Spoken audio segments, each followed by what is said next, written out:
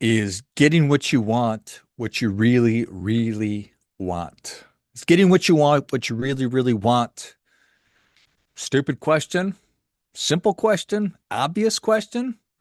I don't think that it is. And I think a lot of us spend time thinking about what it is that we want. And what would I like to have? What what do I want? What do I want my life to be like? I guess it's like a better job, like more money, maybe a bigger business, different relationships, more freedom, bigger house, different kind of lifestyle. But we spend far less time asking what happens after we get it, if we actually get it. We imagine the moment of achievement. We picture the cap and the gown and the graduation. We picture getting that email saying we got the promotion, the wedding, the launch of the business, cashing that check, a new title. But we often stop the movie a little too early. We see the moment of victory, but we don't watch the next 10 years after. And that, brothers and sisters, is where we find ourselves in a little bit of trouble. We find ourselves in a pickle sometimes, not always, certainly not always, but sometimes because something could feel pretty good in theory and then feel completely different when the rubber meets the road. Practice, theory and practice, really, really, really different things. So, something can be really attractive from a distance and really exhausting and soul crushing and energy draining when you're actually doing it, when you're actually up close living it. And that thing that you wanted, it could give you exactly what you asked for, but still leave you wondering, why in the world did I think that this was going to be a good idea? Why would I want this? Why would I have asked for this in the first place? This is not at all what I want my life to be like. So today, I want to talk a little bit about this cool concept called future pacing. Talk about taking the thing that you want, taking your desire to its logical conclusion. Because I get wanting something. I get wanting a different job. I get wanting to become an entrepreneur. But let's say you do. Let's take it all the way to its logical conclusion, past the ribbon cutting to the really long days, the liability, the responsibility, the hidden costs, the employee issues. Just it's a laundry list, a long, long list of stuff that maybe we didn't think all the way through. So I want to talk about putting yourself in the shoes of the person that you think that you want to become, and then ask if everything goes perfect, if it all just goes exactly the way that we drew it up, is this the life that I really want? We're really good at thinking fast. Daniel Kahneman wrote that book, Thinking Fast and Slow. The fast part of our brain is our knee-jerk response. The slow part of our brain is our logical and reasoning, the center of our brain that takes things through to its logical conclusion. So we respond emotionally. We react to whatever is in front of us. We notice what other people have. We imagine how something's going to make us feel, which isn't bad. Emotion is a really wonderful thing.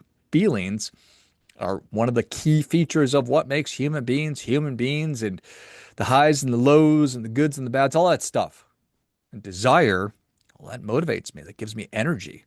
Ambition gets me off the couch. It gets me moving. But emotion, while it has many wonderful attributes and characteristics, it's not good at forecasting. Because we are often drawn to the symbol of something without fully understanding the complete substance of that thing. So we want the title without considering the responsibilities. We want the income without thinking about the hours. We want that house without thinking about all the maintenance that's going to go along with it. I want the freedom of entrepreneurship without considering the weight of uncertainty. We want the family without considering the sacrifice. Or we want to avoid the sacrifice without considering the future cost of that decision. So, thinking fast asks, what do I want right now? Thinking slow asks a different question, which is, what does this decision eventually become? And they're both valid, good questions, but the second one matters. Maybe just a little bit more because your life is not going to be built solely from big, dramatic decisions. It's going to be built and lived from the ordinary days following by and created by those decisions. So we're not just choosing a goal, we're choosing the daily reality that comes with that goal. I bet you know an attorney. And do you know a happy attorney? Do you know unhappy attorneys? And you can map this on any kind of a career. But just imagine there's a college freshman who decides that they want to become an attorney. Maybe they love watching shows about attorneys. They watched every episode of Law and Order. They're big fans of Harvey Specter. They admire attorneys. There's prestige. Maybe their parents thought it was going to be a good idea. Maybe they can think that they can make a lot of money. So they begin taking all of the required coursework. They sign up for, they study for the LSAT. They apply to law school. They borrow a significant amount of money to pay for that law school. They spend 3 more years there. They study for, they pass the bar. They get hired by a firm. And then the other shoe drops. They discover they don't like being a lawyer.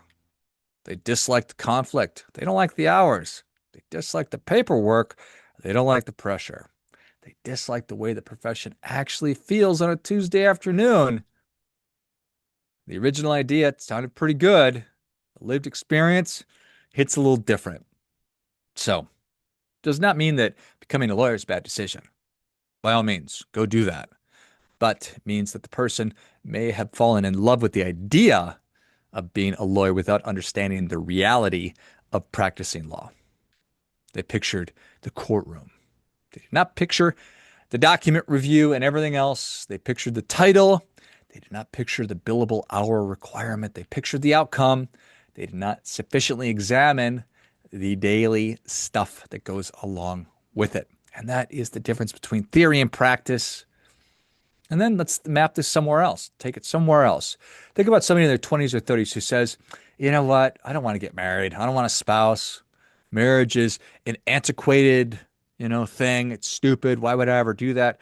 Why would I bring the church and state into the situation? I don't want kids. I want freedom. And that might be the perfect choice for them. But it also just might be a reaction to the present. Maybe relationships, they feel inconvenient. And maybe kids seem expensive and frankly awful. And maybe independence feels a lot more attractive than being responsible to everything that goes along with the family. So let's take this to its logical conclusion. You're now 50, maybe 60. Your career is going great. You got money, you got freedom. You could travel wherever and whenever you want. But the holidays feel different. Parents may be gone. Your friends are occupied with their families. Your house is pretty quiet. There's no spouse. There's no kids. There may eventually be no grandkids. Is that what you want? I don't know. I don't know. I'm not putting my values on you. I'm not interested in that. I'm interested in you putting your values on you and taking what it is that you want or what you think you want to its logical conclusion. See if your plan's going to survive its collision with reality. Let's just do it as a thought exercise, not waiting to see. So there's not a universally correct answer here. My point is not everybody should get married or have kids or not. The point is that you should make the decision with your future version of yourself in the room, not just you right now. Don't decide only from your perspective as whatever age you are. Ask your 50-year-old self. Ask your 70-year-old self. Ask them what they think. Because the things that feel like a burden today may become the things that are of the greatest value tomorrow. And the freedom that you cherish right now may eventually feel a lot like isolation. And let's keep this going. Imagine you're a financial advisor and you decide that you want to start working with veterinarians. On paper, sounds great. They're educated professionals, veterinarians. They often make a lot of money. Many are business owners. They own their own practices. They may need help with student loans and business planning and retirement planning, insurance and investments. Sounds like a pretty good market. So the advisor pushes their chips in. They build their brand. They attend veterinary conferences. They create veterinary specific content. They develop referral relationships, and it works. It works. They're spending a ton of time in veterinary offices, and they find themselves around a lot of sick dogs and cats. They find themselves around a lot of really anxious, freaked out pet owners. So they deal with the unique stress and emotionally demands of that profession. And they realize, I don't really like this environment. The strategy, it worked perfectly. The advisor got what they said that they wanted and what they asked for. And that became exactly the problem. So in choosing a market, a career, or business model, it's not enough to ask, can this work? You should also ask, do I want to live inside of it when it does work? A lot of our desires, you can think about our proxies. We say we want more money, but what we really want is more security, more freedom, more status, sense of relief, respect, or control. We say we want a promotion, but perhaps what we really want is recognition. We say we want to be the owner of a large company, but perhaps what we really want is some form of significance. We say we want to retire, but perhaps what we really want are fewer obligations and greater time control. We tell people or ourselves even we want a bigger house, but perhaps we just want to feel more successful. So the problem with chasing the proxy is that you may achieve the stated goal without receiving the deeper benefit that you really expected. You may make more money and still feel insecure. You may receive the title and still feel unimportant. You may retire and still be really, really bored out of your mind. You might buy that house and discover you really don't like doing the upkeep. So before pursuing a goal, ask, what do I believe that this is going to give me? And then ask, is this the only way to get it? Finally, will it actually give me what it is that I truly want? So when people imagine the future, they often imagine extraordinary moments.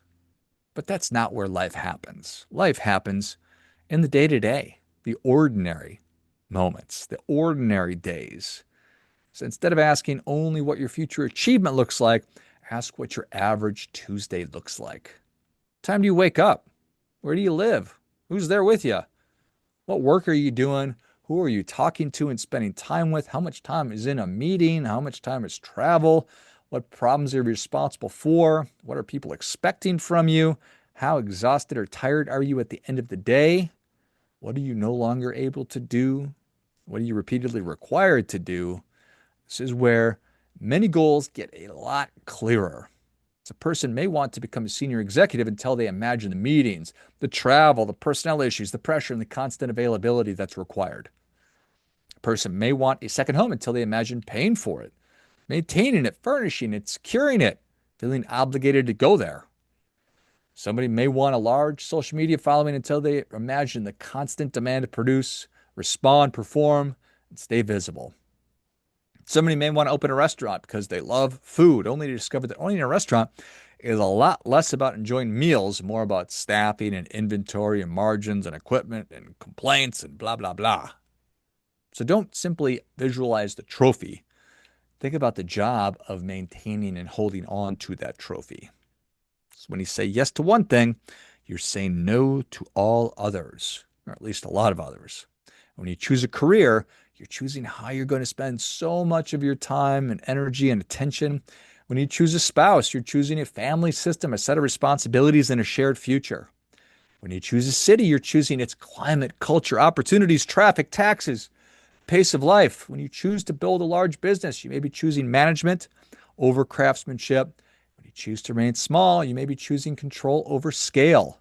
When you choose maximum income, you may be choosing less time. When you choose maximum flexibility, you may be choosing less predictability.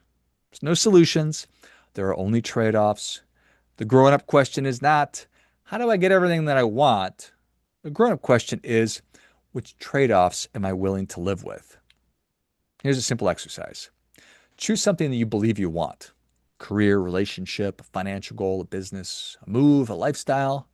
Then imagine everything works perfectly. Not halfway, not partially, perfectly.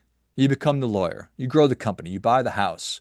You become famous. You retire early. You stay single. You move across the country, you build that personal brand, you become the leader. Now move 5 years past the actual achievement of the thing. What does life look like? What do you do every day? What responsibilities have appeared? What pressure is accompanying all of that? What opportunities have gone away? Who have you become? And what has that decision cost? What does maintaining it require? Then ask, is that still what I want? That question can save you years. So one of the best ways to test a desire is to talk with people who are already experiencing the outcome. Do not only ask the person who's selling the dream, talk with the person who's living the daily reality. Ask the attorney what their week actually looks like. Ask the business owner what keeps them awake at night. Ask the retired people what surprised them. Ask the parent what they gave up and what they got. Ask the executive what the title truly costs. Ask the person with the large house how much time and money it requires. Ask the influencer who feels constantly live in public. Ask the advisor who specializes in vets what it's actually like to serve that market.